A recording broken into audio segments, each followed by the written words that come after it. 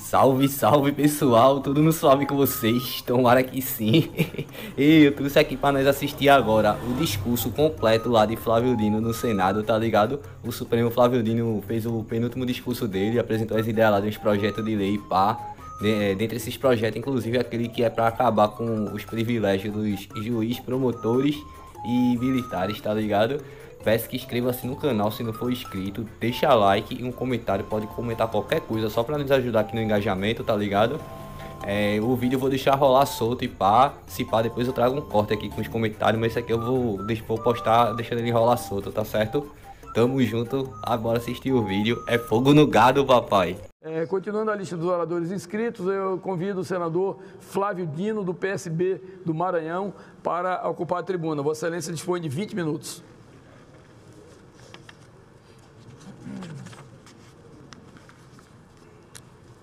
Senhor presidente, colegas que aqui se encontram nesse plenário, todos que nos acompanham pelos meios de comunicação, venho aqui hoje, sobretudo, para consignar, para registrar uma proposta de emenda à Constituição, cuja coleta de assinaturas comecei hoje.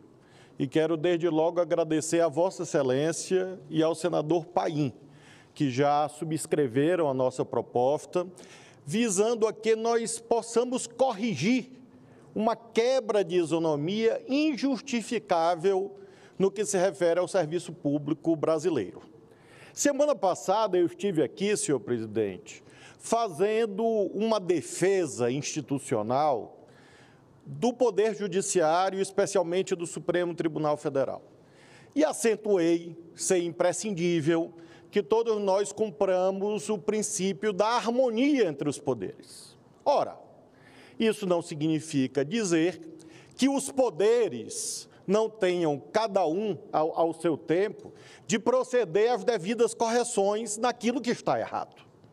Nós precisamos entender que as ingerências recíprocas entre os poderes, ou seja, o princípio dos freios e contrapesos, é inerente à lógica constitucional que nós elegemos desde o alvorecer da República.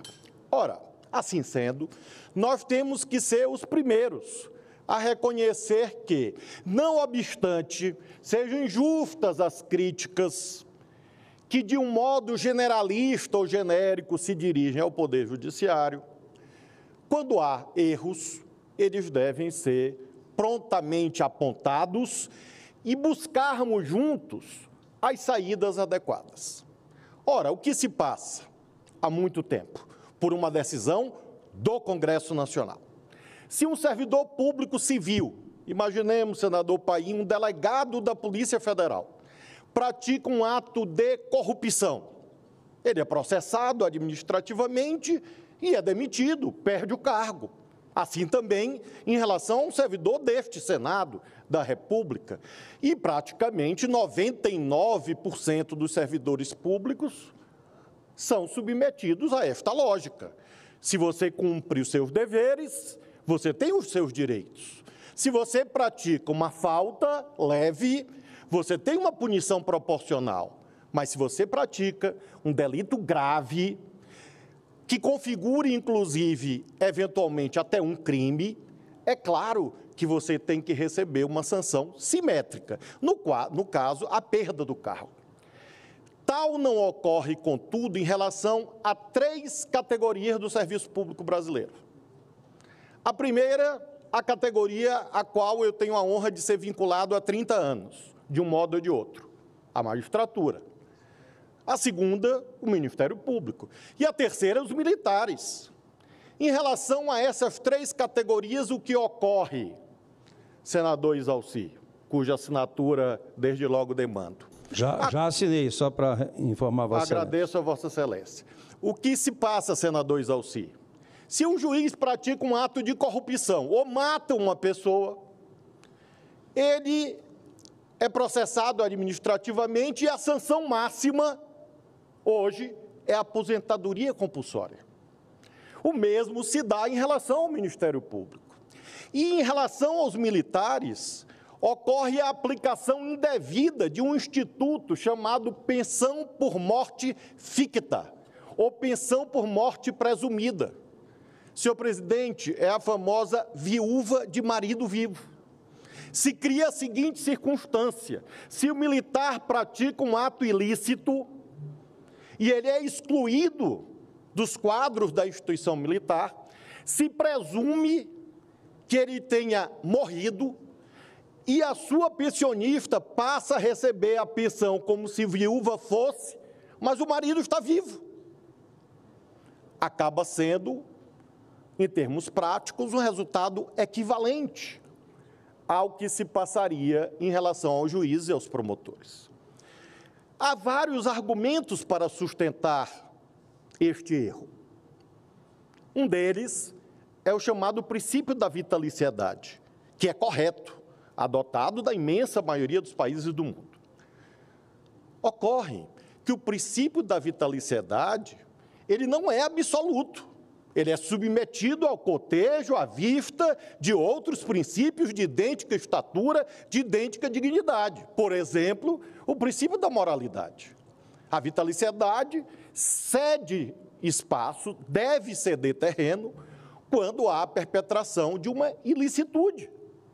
E por isso, nessa proposta, consigno claramente que, de um lado, é proibida a sanção de aposentadoria compulsória, e de outro, que no caso de falta grave, a sanção aplicável deve ser a demissão ou a perda do cargo, o nome que queiram dar, à luz da lei de regência do respectivo regime jurídico.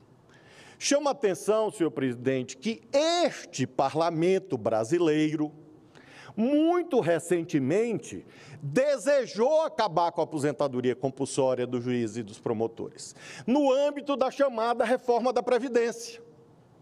Ocorre que a técnica legislativa não foi a melhor, e isso ensejou que houvesse a seguinte circunstância. O que aconteceu no âmbito da reforma da Previdência?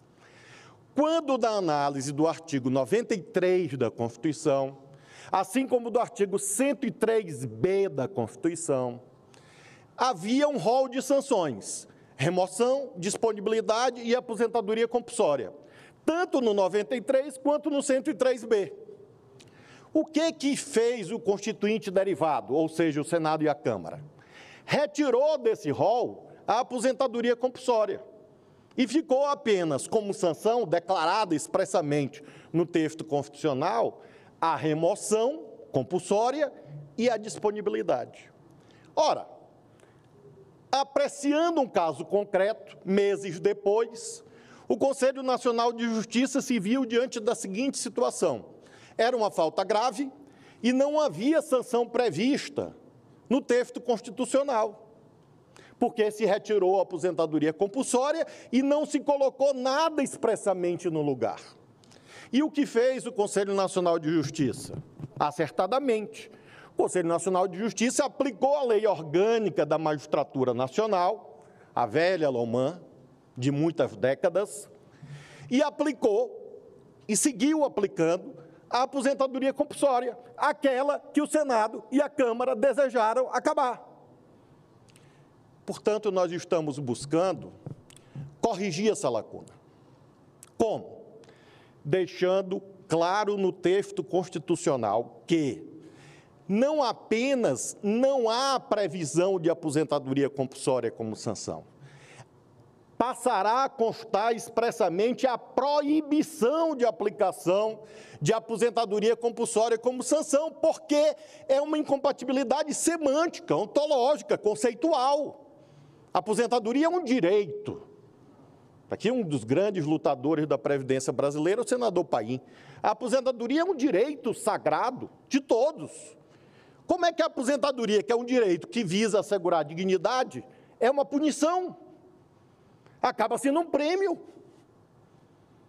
Infelizmente, há pessoas destituídas de senso ético que não se constrangem de serem, entre aspas, punidas e passam a vida a receber uma aposentadoria porque foram punidos.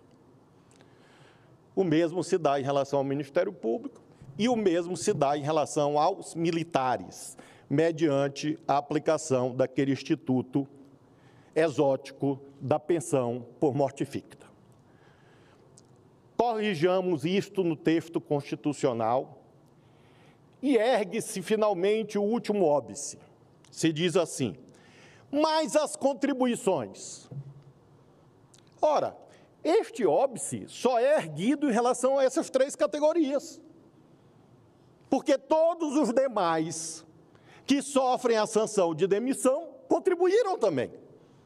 O servidor do Senado contribui, o servidor da Polícia Federal contribui. E este tempo não vai ser anulado. Este tempo contributivo o servidor manterá.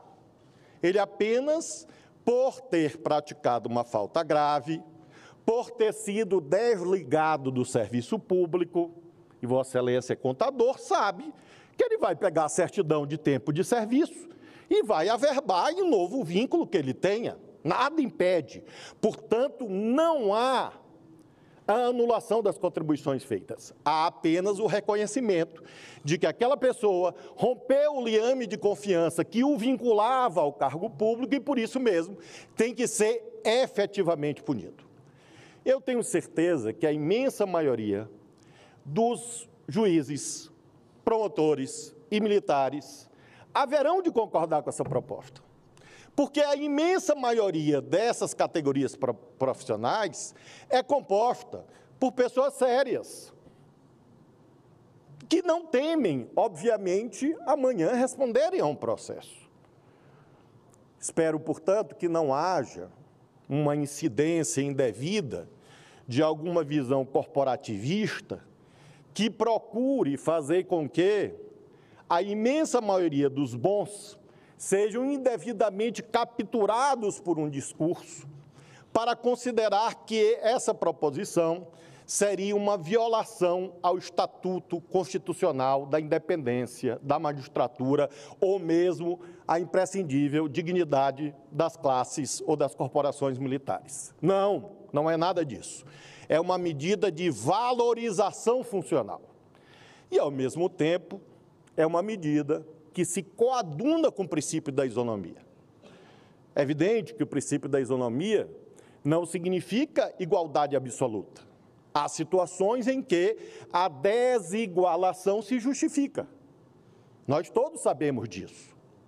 Ocorre que essa desigualação, para se justificar, deve ser compatível com a lógica constitucional, com o princípio da proporcionalidade, com certo coeficiente de justiça socialmente e normativamente consagrado. Alguém tem coragem de encontrar o fator objetivo que leva a que um juiz que pratica homicídio é punido com aposentadoria compulsória e qualquer servidor público que pratica um homicídio na repartição é demitido? Qual a razão dessa desigualação? Nenhuma. E por isso eu quero, senhor presidente, finalizar esta parte desse breve pronunciamento pedindo o apoiamento dos parlamentares que não estão aqui, mas estão nos seus gabinetes, via internet, via TV Senado, porque eu estou numa espécie de contagem regressiva. Para a proposta efetivamente tramitar, eu tenho que ter os apoiamentos equivalentes a 1/3 da casa até quarta-feira, porque amanhã faço o meu último discurso nessa tribuna e na quarta renuncio ao mandato. E acho que neste momento, nessa quadra histórica, é importante que nós possamos discutir propostas boas, positivas, sérias, para unir o país tanto quanto possível e, ao mesmo tempo, retirar da agenda propostas que não são as mais adequadas. Em segundo lugar, senhor presidente, eu, finalizando essa atividade legislativa, hoje protocolei outros projetos de lei. Aí não se cuida mais de PECs, mas sim de projeto de lei. Eu, nessas 2 semanas, apresentei 7 propostas aqui na casa. As de hoje versam sobre vários temas, mas um muito especial. Um que trata sobre a qualidade no serviço de saúde. Quantos e quantas cidadãos, cidadãs do nosso país foram iludidos ao achar que, ao ingressar com um ente familiar em um hospital, público ou privado, estavam ingressando em um ambiente seguro. Eu mesmo sei disso do pior modo, do modo que me dói até pensar, e não vou repetir, por um evento trágico no hospital que era tido como o melhor da capital do país, que era o Hospital Santa Lúcia, no fim da Asa Sul. Era tido e havido, e cometeu erros injustificáveis, descumpriu normas e levou à maior tragédia da minha vida pessoal. Ora, você passa por esse hospital, vê blindex, mármore, granito, e me lembro sempre da figura bíblica do sepulcro caiado. Por fora é uma coisa, por dentro é outra. O que se passa com a educação brasileira? A educação brasileira, senador Paim, tem um sistema de avaliação. As faculdades privadas e públicas são ranqueadas. É feita uma mensuração organizada sobre a qualidade do ensino superior. Faculdades que não cumprem os requisitos legais são parte de listas com conceitos públicos e podem, eventualmente, até deixar de funcionar. Na saúde não acontece isso. Na saúde, nós não temos um sistema organizado de avaliação. Nós temos a ação da Visa? Temos. Da ANS? Temos. Mas não há um sistema nacional. E o projeto de lei que eu apresentei, também em relação ao qual faço idêntico pedido de apoio para a aprovação nas comissões e sucessivamente no plenário, visa que nós possamos adaptar essa estratégia nacional de avaliação, auditoria, fiscalização, que existe em relação ao sistema educacional no Brasil, por lei aprovada nesse Congresso, e possamos também ter isso em relação ao setor privado, como também em relação aos próprios hospitais públicos, para que os usuários, os cidadãos, os consumidores possam dispor de informações confiáveis. Se aquele hospital, além do granito e do blindex, dispõe de médicos em número adequado, se tem enfermeiros em número adequado, se eles não praticam métodos gerenciais criminosos, como aconteceu neste hospital Santa Lúcia, aqui de Brasília. E com isso nós possamos prevenir. É o tipo daquele projeto de lei que é aqui apresentado, em que as vítimas, e são milhares no sistema público, no sistema privado, talvez se perguntem, para quê? Esse projeto de lei, senador Chico Rodrigues, é para que outros não sofram o que nós, integrantes dessas famílias, sofremos todos os dias. E para que nós tenhamos um passo a mais. O SUS foi um passo extraordinário no Brasil.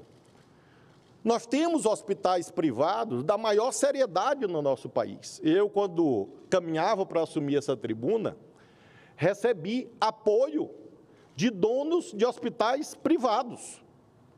Mensagem dizendo, sim, senador, esse é um projeto importante, porque separa o joio do trigo e obriga a adoção das melhores práticas, porque se você tem um hospital que não cumpre as normas da Anvisa e você tem outro que cumpre, aquele que cumpre e, portanto, oferece um serviço melhor, acaba tendo um custo mais alto e distorce, portanto, o princípio da livre concorrência e premia o mau empresário. Então, é o mesmo raciocínio, e com isso concluo, que embasa a proposta anterior, separar o joio do trigo, punir o mal e iluminar as boas práticas. Esse é o sentido desse projeto de lei que apresentei hoje ao lado de outras proposições, completando, portanto, senhor presidente, esse itinerário como legislador. Como disse, amanhã, às 16 horas, estarei aqui nessa tribuna pela derradeira vez. Mas não farei um discurso, nesse momento, amanhã, marcado pelo embate político, pelo debate político, tampouco uma resenha desnecessária dessas 7 proposições. Elas aí estão, aí ficarão, para marcar esse compromisso com a nossa pátria. O que farei amanhã é um agradecimento afetivo a todos que me permitiram essa excepcional experiência de ocupar a tribuna do Senado da República. Portanto, este, assim sendo, é o discurso em que registro, consigno a importância dessas proposições, além das outras que eu já destaquei aqui dessa tribuna. Eu, em conclusão, reitero o pedido para que os senadores e senadoras que ainda não subscreveram a proposta de emenda à Constituição, que acaba com a aposentadoria compulsória de juízes e promotores e que acaba com a pensão por morte ficta presumida dos militares e, portanto, faz com que todo o serviço público civil e o serviço prestado pelos militares tenham idêntico tratamento normativo diante da perpetração de faltas graves, o façam, para que a proposta possa tramitar e, com isso, nós mostremos ao país uma pauta positiva e consigamos, com isso, superar mais esta mazela e, com isso, conseguirmos um judiciário melhor. Eu sempre fui, em 34 anos que eu tenho de atuação profissional, um defensor da prestação jurisdicional justa. E essa proposta se alinha exatamente no conjunto de passos, de medidas que em 34 anos de atuação profissional do direito tenho adotado para proteger o judiciário, valorizá-lo e, com isso, aumentar a sua credibilidade e melhorar a cidadania no nosso país. Muito obrigado, senhor presidente. Senhor senador Flávio Dino, nós ouvimos atentamente esse seu pronunciamento, e esse é um tema que tenho certeza que ele se transforma numa caixa de ressonância para toda a sociedade. Acredito que a imprensa agora tem uma consulta direta a Vossa Excelência sobre esse tema, que tanto na magistratura quanto no Ministério Público e nos meios militares terá uma repercussão gigantesca. Mas mais do que isso, terá em toda a sociedade brasileira, porque nós vimos a seriedade e a isenção de Vossa Excelência em relação até a essa área que Vossa Excelência se destaca e com certeza levará para o Supremo Tribunal Federal, na sua mochila, na sua bagagem, né, de conhecimentos, né, profissionais, como uma pessoa extremamente isenta. Então, eu diria que hoje a imprensa se manifesta já de uma forma muito vigorosa, porque sabe que é um tema que vai causar uma certa resistência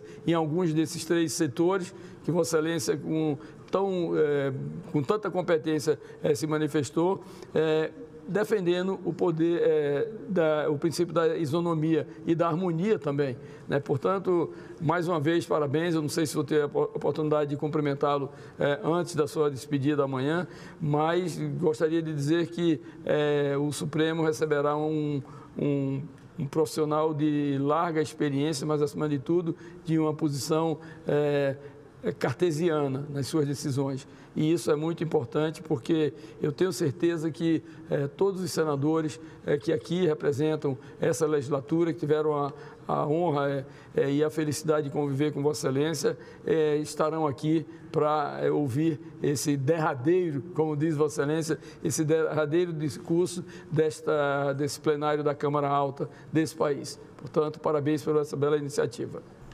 Dali, meu irmão, assistindo ainda até aqui. Caraca, gosta do Dino que nem eu, meu velho. Ele tirou braba nesses projetos aí de lei. Total apoio pra ambos. E rapaziada, vou encerrar já o vídeo por aqui, pra ele não ficar muito longo. Peço que inscreva-se no canal se não for inscrito. Deixa comentário, se já comentou, pode deixar outro, só pra ajudar nós no engajamento, por favor. Tá ligado? E se não for inscrito, se inscreve aí, meu irmão, para ajudar aqui na resistência contra Bolsonaro. Eu tô chegando em quase 50 mil inscritos. Nunca imaginei na minha vida que eu ia ter 50 mil inscritos e alguma rede social, que nem de rede social eu gosto. Mas Bolsonaro fez eu começar a postar vídeo, papai. Agora tô aqui. Tamo junto, rapaziada. Até a próxima. É fogo no gado, papai. Inscreva-se, curta e compartilhe. E se possível, manda um Pix. Estou precisando muito e só o Bolsonaro que não precisa recebeu. Até a próxima!